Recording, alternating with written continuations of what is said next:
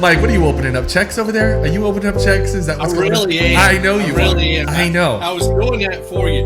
Like I got one, oh my gosh. 1, 2, 3, 4, 5. This was actually about $6,000 or something.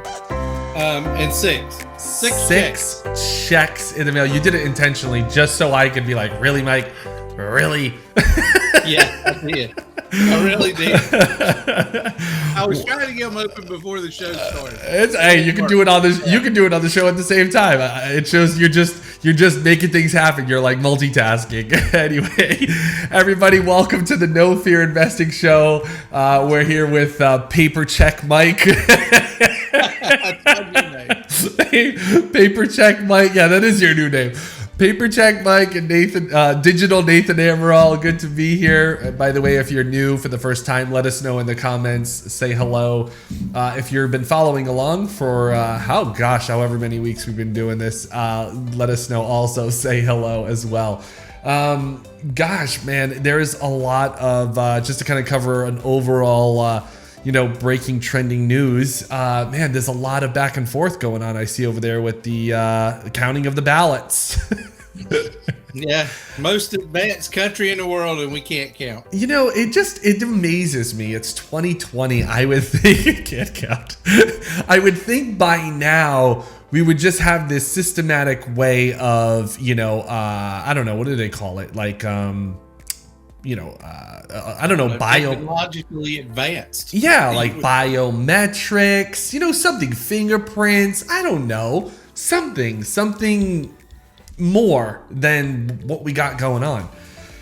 Nate, I have come to, I thought about this on the way home the night right before the show. Yeah. I'm becoming more technologically advanced than my own country. Yeah. Last week, I bought a TV that talks to me, that I can talk to, tells me the weather, tells me what channel I need to watch. Oh my and goodness. Now I went out and bought a new washer that you can do on your iPhone, apparently. No way. It won't fold for you. If I could figure out how to get it to go to wash the dryer, then I'd be good to go. We're apparently not that technologically advanced. Wait, hold on. So what are you saying? Like you can control your washer from your phone? Yeah, so like if you're at your regular office and you have but the clothes already have to be in, so it's really not that technological. But if you want to say, hey, I want this to be done when I get home, I can push a button on my phone and bada bing, bada bang. It's good for me because I work so far from the laundry room. It's on the west wing of the house. I'm on the west wing where my office is, so I can not have to walk all the way to the other side of the house and start the washer now. Oh my goodness, this is too funny. My lifestyle tends to be. Hey, was the West Wing where the law happened? What was that show about? The West Wing. What is that about? It has something to do with the White House. It's something to do with the White House, right? Oh goodness. Anyway, I think I've got my wings right. I work in the East Wing. Washing machines in the West Wing. Yeah. Yeah. I think so. It was so impactful to hear the progress that people are making, but also the scaling now. I think a lot of people are past their first deal excitement, right? They're past their second deal. They're past their fourth and fifth. And now the conversation is going towards scaling, right? It's growth. It's how can I get from 1 a month to 2 a month, 4 a month, and so on and so forth. And the conversation has been leaning more towards systems and automation, whether it's using a VA. And that's really exciting because I know we just had this conversation last week, which we can talk about more later, but just in our the Fear Mastermind launch that we just had on Saturday, it kind of is gearing up people to be in that position to get over that mark. So anyway, a lot of great success happening with a lot of people. Mike, I want to ask you, who was the person that you looked up to when you were a kid?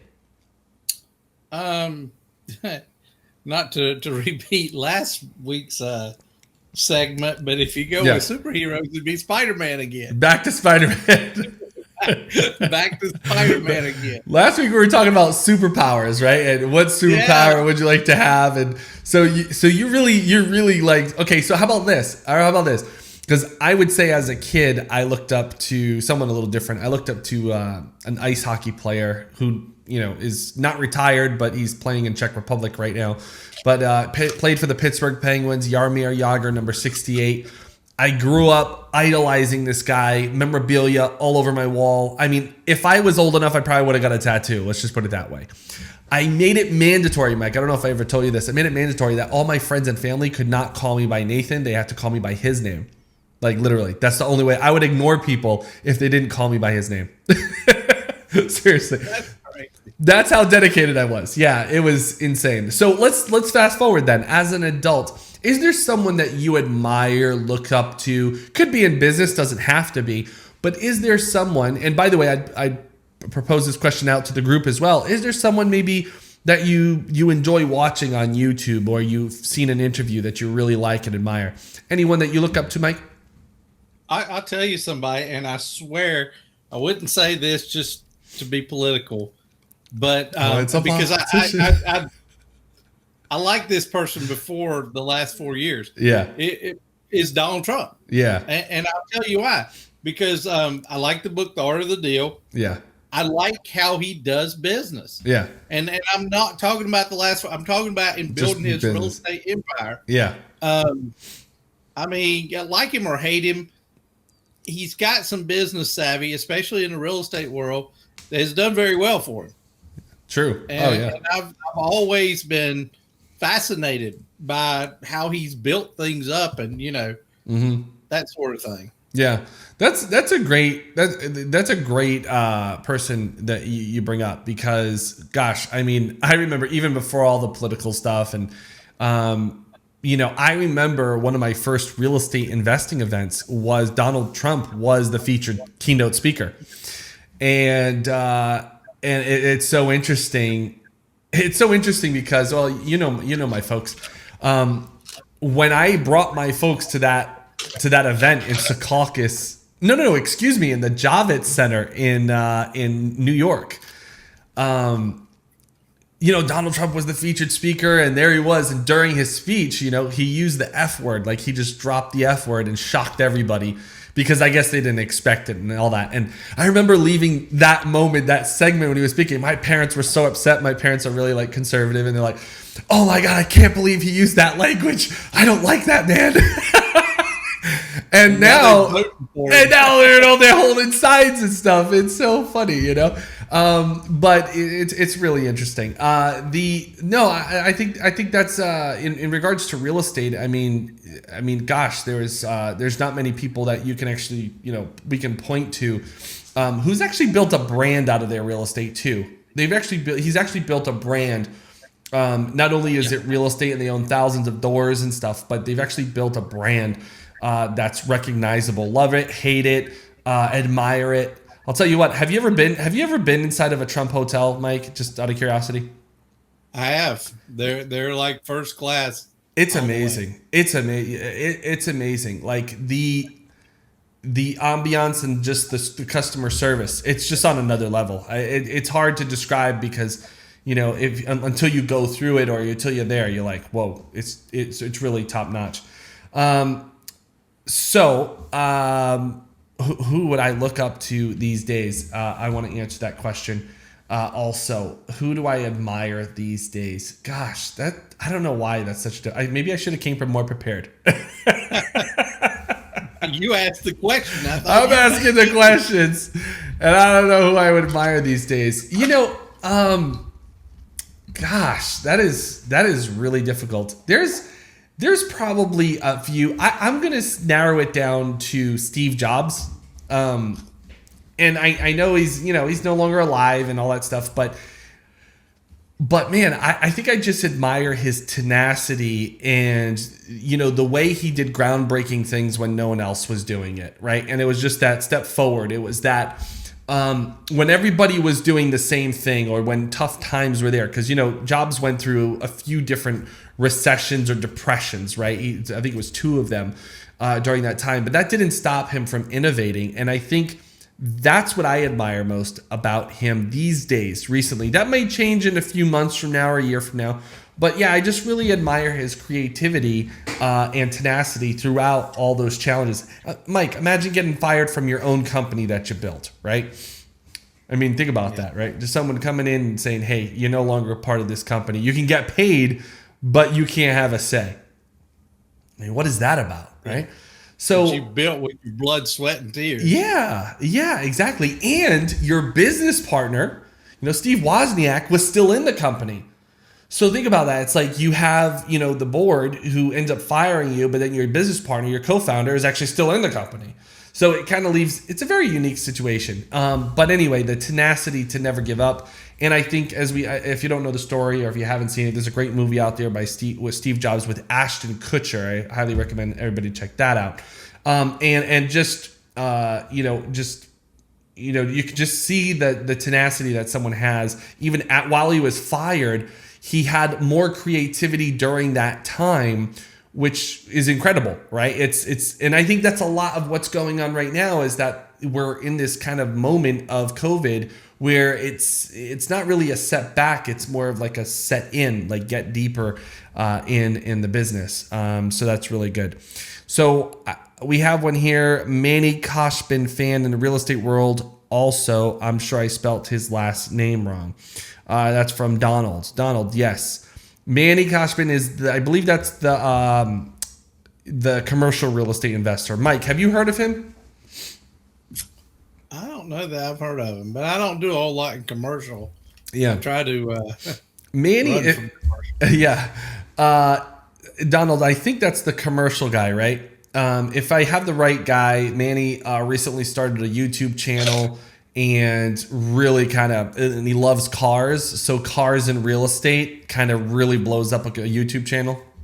I do think I know who that is now that the Manny thing comes around. Yeah, Donald's saying yes, that's the one. Yeah, so it's kind of interesting because there's a lot, there's so many people in real estate who own so much real estate, but you don't know who they are. And then you have a few people who jump on YouTube driving in their Lamborghini and Rolls Royce, and all of a sudden they get really popular. So that's a little secret if you want to get famous. Just rent, buy, lease a Lambo, and you'll get famous really quick. Our main topic of today, who you surround yourself with is who you become. Mike, let's go back though, before we kind of, go to today and in the future. Who did you surround yourself with, maybe not into real estate, but maybe as, I say earlier in your career as in law enforcement? That'll come out. In law enforcement, I surrounded myself with formal and informal mentors that were in law enforcement. A lot of them were supervisors and things like that were really good at what they did. So, I worked, I studied and watched what they did. Same thing, and some were with other agencies, some were with federal agencies. When I got involved in task force, when I got into real estate, I had one guy that his daughter and I went through high school together and stuff. He was big into real estate. He was like the biggest real estate investor around. And I was fortunate enough to know him just by being friends with his daughter and stuff.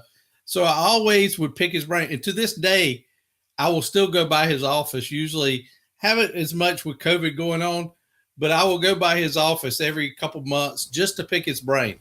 He just has some great insight. He's been very successful. The key is I always looked at those that were doing more than I was, or were in places that I wanted to be. And that's, we go back to you are who you surround yourself with. That was in my thought process is if I want to be like these folks, I need to be with these folks. I'm not just being their friend just to be their friend. Yeah. It's to learn.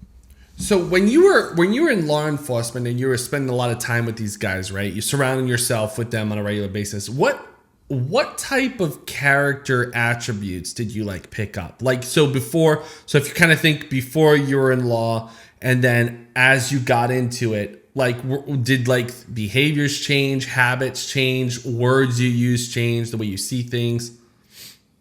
Yeah, words change for sure. But Yeah. but also, I tell you one attribute that both people that I looked at and looked up in law enforcement and in real estate, one that kind of floats in both groups is integrity. It's Mm. people that had integrity that weren't, you could take them for their word, what they were saying.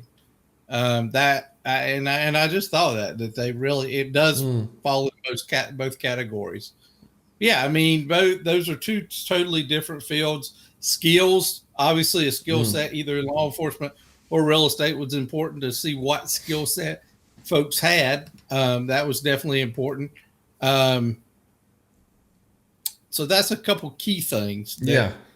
kind of mesh together. Well, that's a good one. I like what you said about integrity. So was it almost like assumed that integrity was like in someone else as well because they were also like they had a badge, they had, was that kind of like just a knowing or no?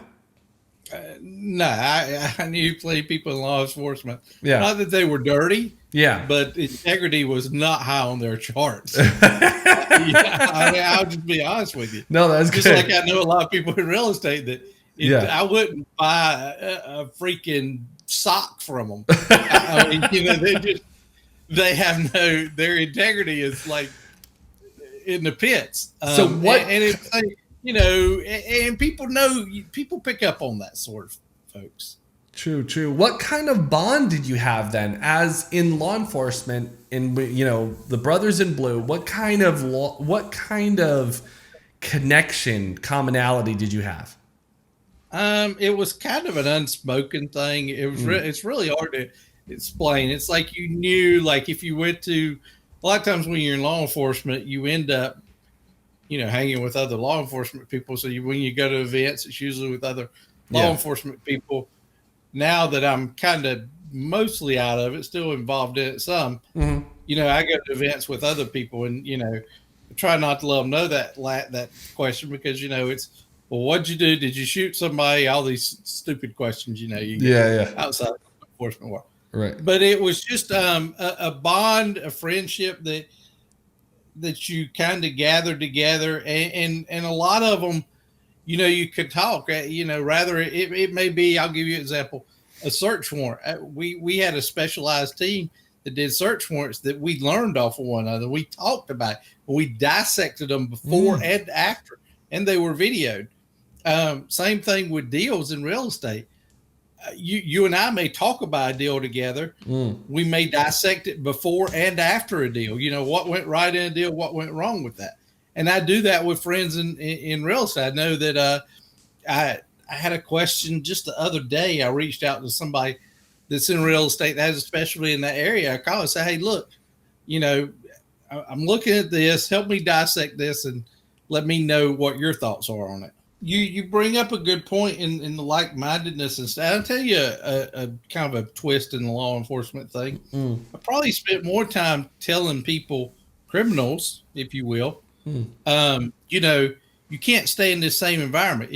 If I arrest you and you got in jail and you go back with the same people, what are you going to do? If you go back to the same drug dealing environment, hanging out with the drug dealing friends, what are you most likely going to do?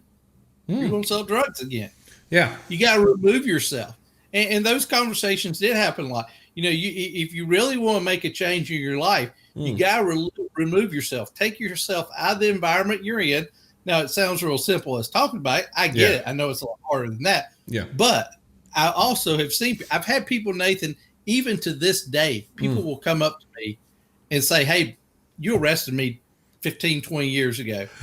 And I'm looking for the first thing to, pat or something because, I don't know how this is going to be happening. This conversation but they'll say, you know what? That was a changing point. Yeah. I sat in jail for however long, and it was my rock bottom that I said, you know what? I got to get away from this group of friends. They're doing nothing but bringing me down. And some of them have become very successful people now. So it's all because they changed the sphere of influence of the people they were around. Yeah. That's so true. But let's talk about, you brought up something just a bit ago, and it's let's talk about our methods. Okay, your method, my method. How do you change the circle you're around? I'll start off with giving an example. There have been times where I have created groups for specific reasons. I created a group here when I got to the island, and it was for a specific reason. In Uganda, I created a group to be around certain people for a specific reason. When you're in that group and there's like-minded individuals, and maybe you're trying to get out of that group, or maybe you become friends with someone, that's probably a better way to put it. You become friends with someone, but then your life is changing, right? Maybe you've been educating yourself, maybe you're taking your mind and your business to another level. How would you go about separating yourself, maybe migrating from one circle of people to another? How would you do that? So kind of separating myself from one group and Yeah. put Like, myself in. yeah, like okay, on a simple term is going to be like, you know, that friend that you used to have, and whoever it is, you know, that friend you used to have, and you're like, this person is just not my cup of tea anymore, right? Like, I just need to get away from this person. How do you separate yourself from a particular person or a group? What would be your strategy to do that? Sometimes that's hard. I'll give you a personal example that was very true in my business world. You know, as well as I do, I had a business partner. Mm-hmm. Not that he was a bad person, but we just did it. Just things started getting sideways. It just wasn't working. I valued his friendship, but the business relationship wasn't going well. You know, I talked to you. I talked to some other people that I valued in the business, and I probably stuck out longer than I would, because it's like, you know, you've invested this time and energy in this person and your business. You know, where do you go then? So that was a very hard step to get out of my comfort zone of a business that was making money, but not in the direction or what I really wanted it to do.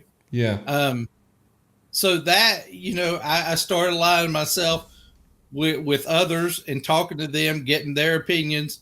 And then, you know, the migration obviously happened, and we split our business apart. And he's doing his thing, I'm doing mine.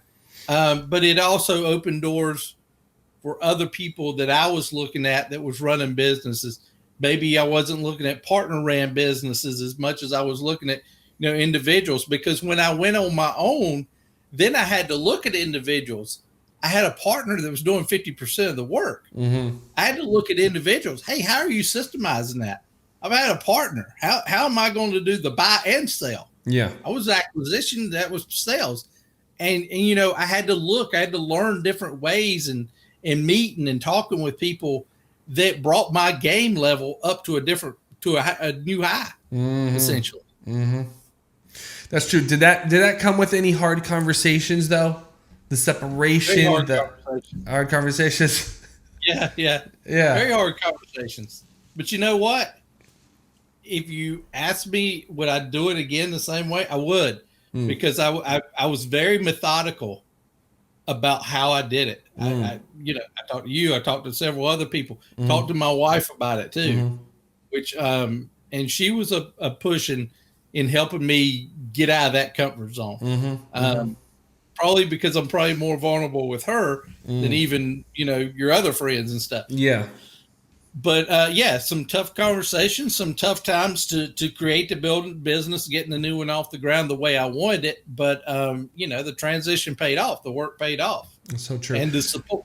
Not only do you get support also. Yeah. From those friends. Yeah, that's very true. I think this kind of circles back around what's really important about what we talked about last week on Saturday in our mastermind launch, is the power of a mastermind, what a mastermind is, the kind of people that should be in a mastermind or should consider it. Mike, just refresh us a little bit. I know you've been in a few masterminds. What was the most valuable thing in the first time you went to a mastermind? What was it like for you going from, you know, other circles to a mastermind circle? It's like a kid in a candy store. Or a toy store. No, it was the level and caliber of people. And you know, you and I and Jonathan all had a lot of conversations. Folks don't know that that this mastermind that we've got even has been months and months in the making. Yeah. Because we all wanted to input things that has influenced our lives. True.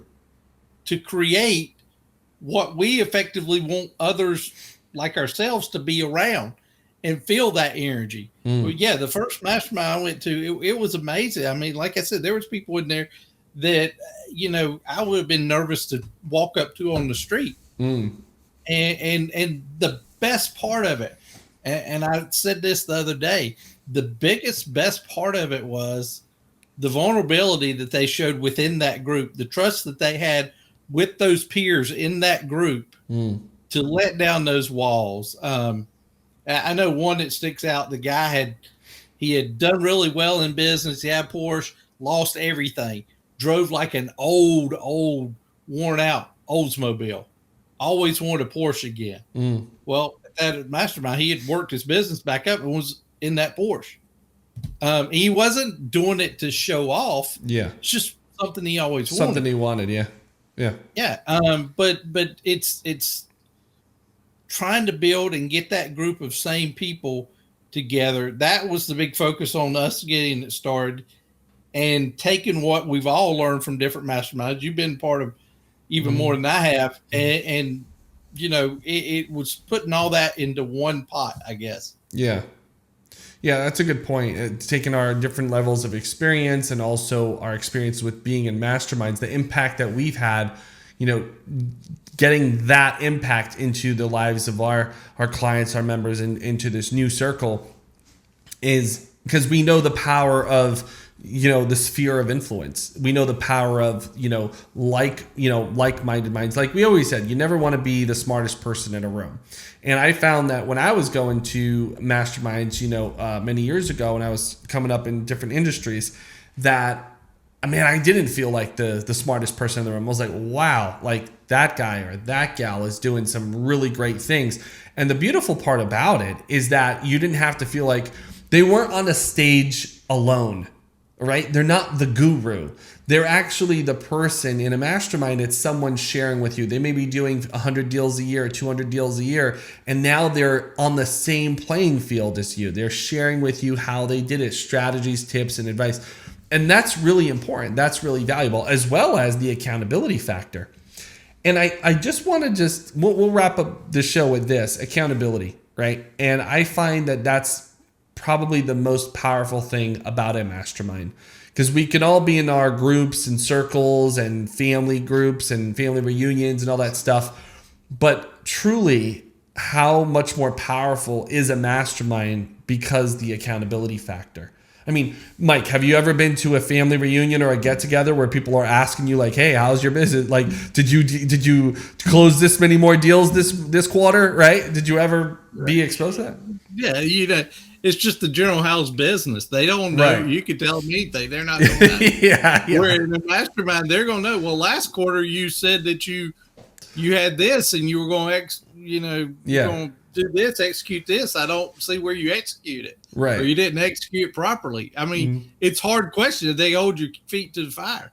But even in our group that we've got here, I love the accountability even in our Fearless Millionaire group, how nobody does it as a brag thing. Yeah. It's, hey, I've got these deals going on. I'm doing this year or this week. That's huge. And then when you do that, you're starting to do that at the level you're in now. Wait till you get into the mastermind level, and that will be 10 times. Yeah. What you're doing now, it'll be a 10 times that intensity, which is a good thing.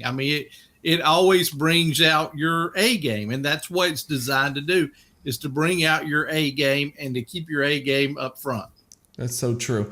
And to summarize what we're talking about on what I brought up on Saturday, it's, if you didn't go to as many seminars as I did, and I was going to seminar after seminar. And the reality is, if anyone who's listening to this has closed multiple deals, okay, if you're past your third deal, you're past your fifth deal, guess what? You don't need another seminar. I know that might sound shocking to a lot of people, but the reality is you don't need another real estate seminar. That's the truth of it.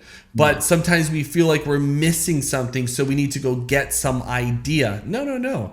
You may need a coach, you may need a mastermind, but you don't need another seminar. Seminars are just there to create rabbit holes. Okay, these things that make you feel like you get a new idea that you might never implement. It just sounds good. So just I want to make that very clear that it's not about jumping to the next seminar. It's actually about building up that circle, getting around the people that you want to become. That's what's really, really valuable. So I just want to share that with you, because in the over 10 years that I've been in the seminar business or information business, man, that's sometimes the biggest detriment to a lot of people. They keep on going because they feel or have a fear of growth, fear of success, fear of failure. And a mastermind or coach can help really propel that and knock those walls down for sure. So wanted to share that with you guys. Mike, this has been a very, I think a very constructive episode today. Very constructive. Yeah. You know, Nathan, and kind of my closing thing, there's a book. This book right here, it's called Life and Air. Oh, yeah. It's by Steve Cook. He's a real estate investor. I actually got this book when we were at a mastermind together. Oh, really? And it sits on my desk. Yeah. Which is cool. But that's the and that mastermind's been probably 6-7 years ago since I've been to that one. Yeah. But that shows the sphere of influence that to this day I still have this book on my desk. Yeah. It shows the impact that it's left. And that is actually a life-changing program. But it's beyond just it's not just that first or second deal. It's now, how do I change my mindset? How do I change my peers? Yeah. How do I take my life to the next level? Yeah. Yeah. Good stuff. Good stuff, Mike. Thanks for sharing. This has been great. Everybody else, thanks so much for coming on board, sharing your successes. Thanks for sharing, saying hello, and also sharing, who you wanted to be when you grow up, and also thanks for sharing some insight. Also, who you surround yourself with is who you become. Take that, apply it into your life, and we'll see you next week. Mike, have a great night. Y'all.